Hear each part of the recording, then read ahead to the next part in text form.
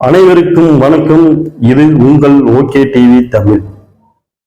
கடன் தொல்லைகளிலிருந்து விடுபட எனக்கு தெரிஞ்ச ஒரு 7 விஷயத்தை இப்போ உங்களுக்கு நான் சொல்ல போறேன்.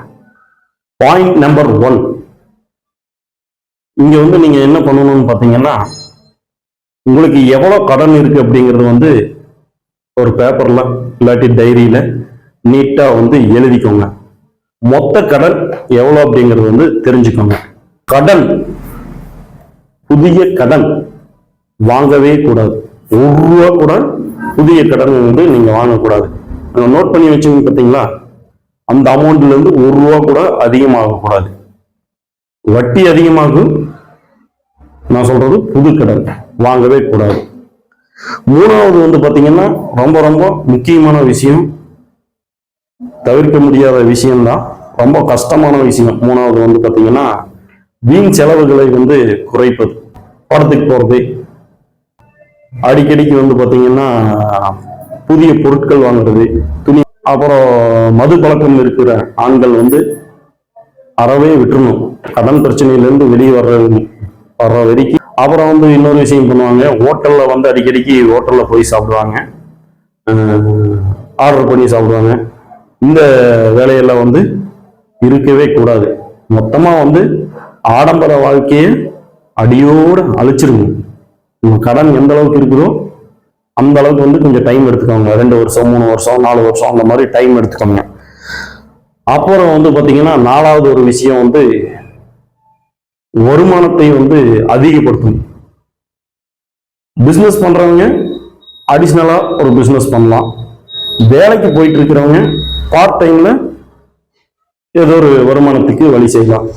எடுத்துக்காட்டுக்கு பாத்தீங்கன்னா LIC agent, Galaxy health insurance agent இப்போ வந்திருக்கு.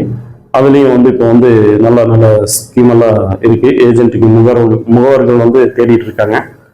இந்த மாதிரி நம்ம வருமானத்தை அதிகப்படுத்துறதுக்கு ஏதோ ஒரு வேலையை செய்யலாம். அப்புறம் பாத்தீங்கன்னா வீட்டிலேயே சின்ன சின்ன பொருட்கள் உற்பத்தி பண்ணலாம்.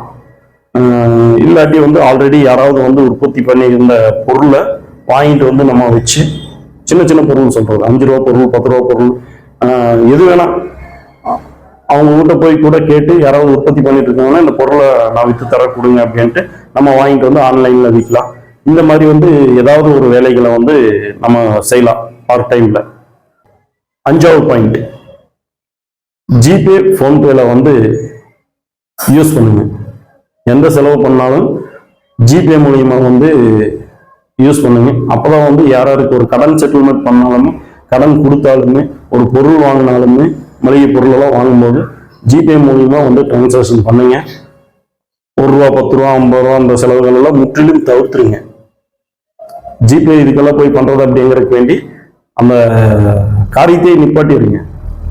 எடுத்துக்காட்டு ஒரு டீ சாப்பிட்றது கூட நான் சொல்றேன், ஒரு தம் அடிக்கிறது, அந்த மாதிரி விஷயங்கள் எல்லாம் முற்றிலுமே தவிர்த்துருங்க.